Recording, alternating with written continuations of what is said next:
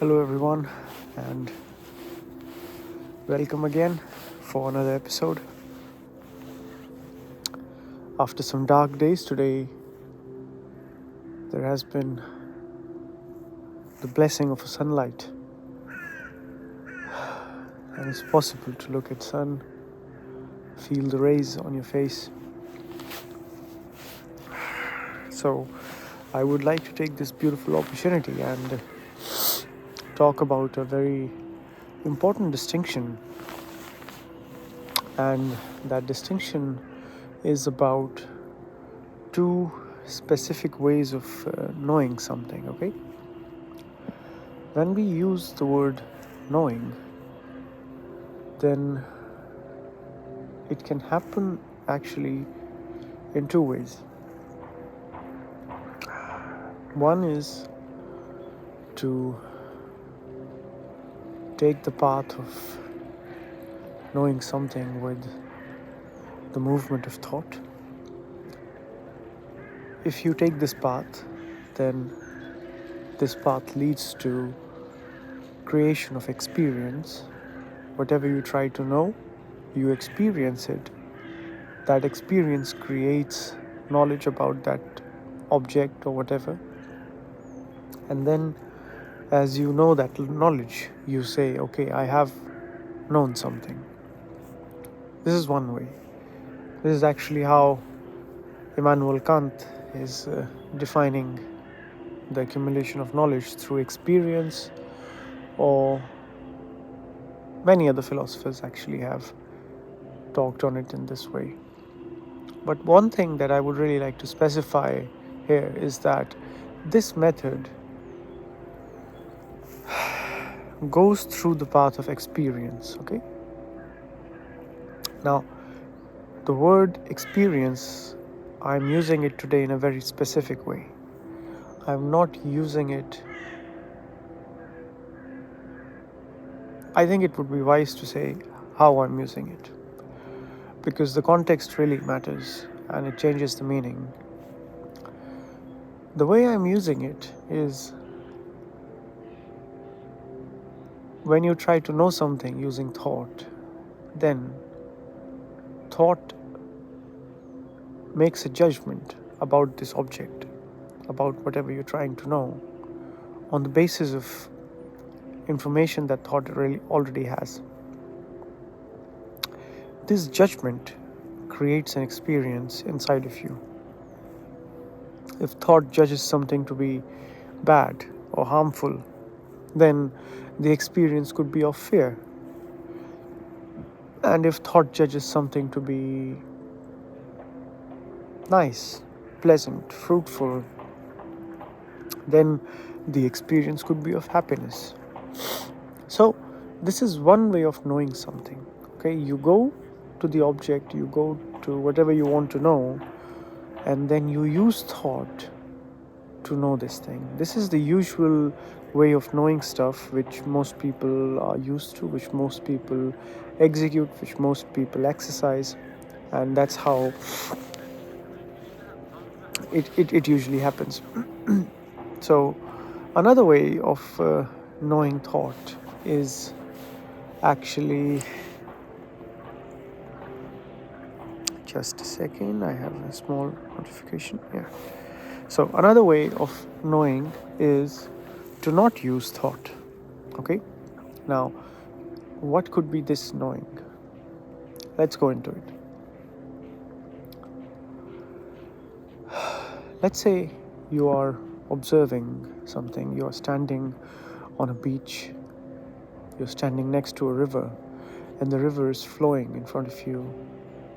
There are trees on the bank of the river, people walking on the side of the river. There's a sheet of snow on the land, and all this is visible, and you're trying to know what is this. Okay. Now, if I bring thought and I judge this view as something very beautiful, okay, I bring thought and I say, what a beautiful view I have, then that very judgment creates an emotional response inside of me. That emotional response is then recorded as knowledge or memory in my brain, and I feel like I have known something. Okay? This is one way of knowing it. Now, the other way of knowing, which I started to discuss, but then I went back to thought because I really want to make it clear. It's a very difficult distinction to grasp, but once you grasp it, it can do wonders for you.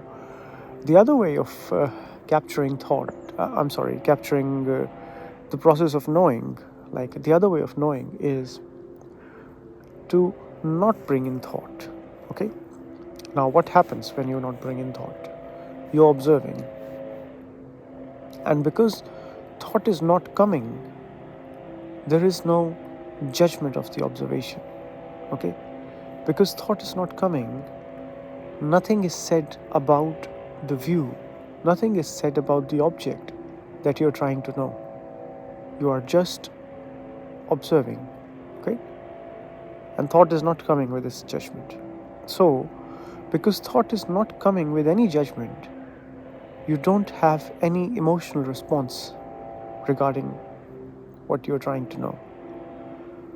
All you have is just an active observation in the present that you're looking at. Okay? Now, when thought comes in, it brings its definitions, its conclusions, on the basis of which it judges the view or the object. And that, in other terms or in other words, would be thought bringing the past in the present to judge the present. Okay?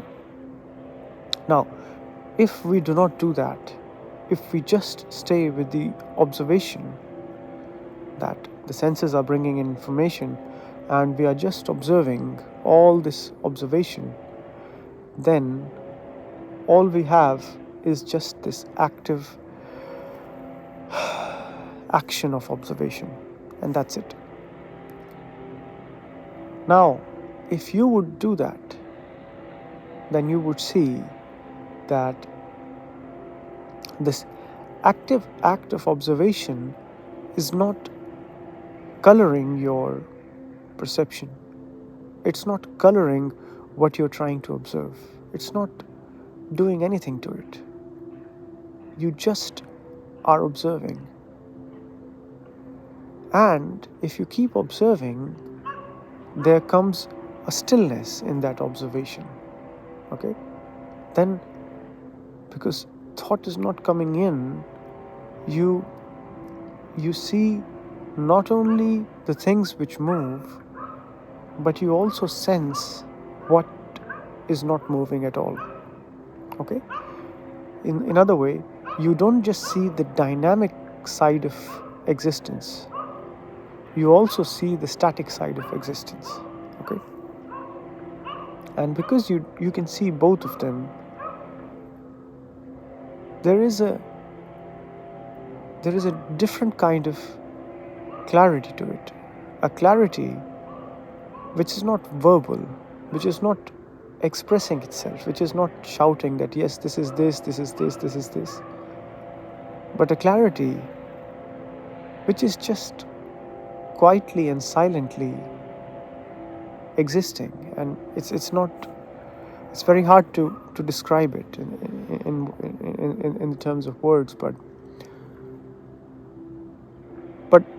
what does the essential difference comes in the two is that, first of all, the knowing of the thought involves going through an experience. Okay? And usually people love to go through experience, new experience, this experience, that experience. But the knowing of the observation through the observation does not include, does not require, does not go through any kind of experience. It's just an active observation, and that's it, and nothing else. And so the more you try to observe like this, the more you see that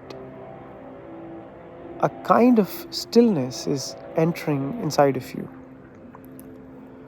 A kind of calmness, you can say, in a way, But a kind of attitude of just looking and not interfering is entering inside of you, it's coming inside of you. So it's very difficult to express it in words. Okay, the observation through thought is very easy to be expressed, and that's why I expressed it quite nicely.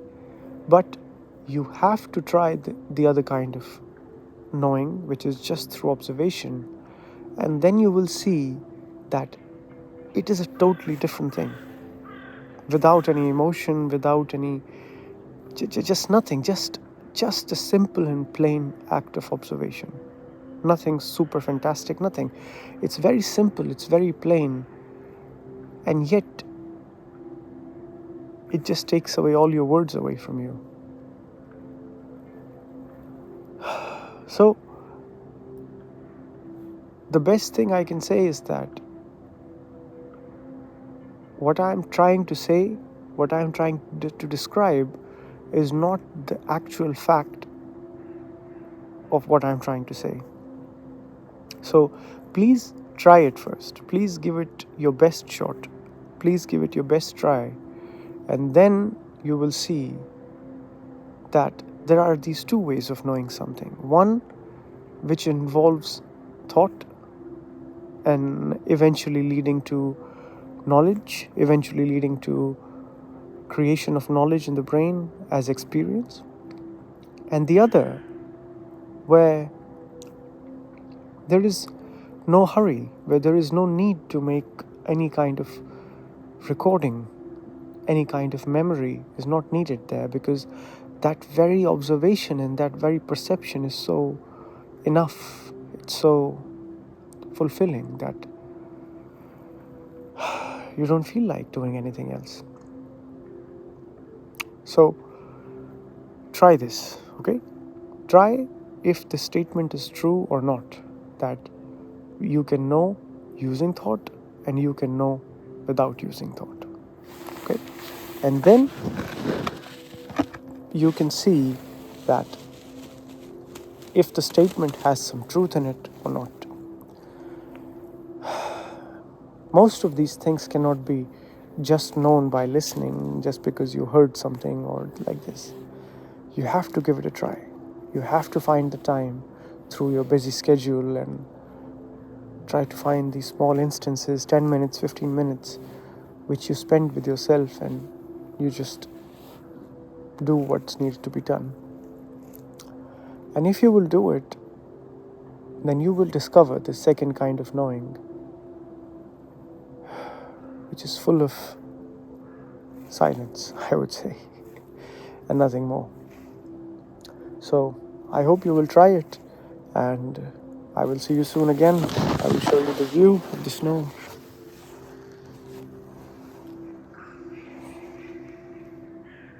And enjoy.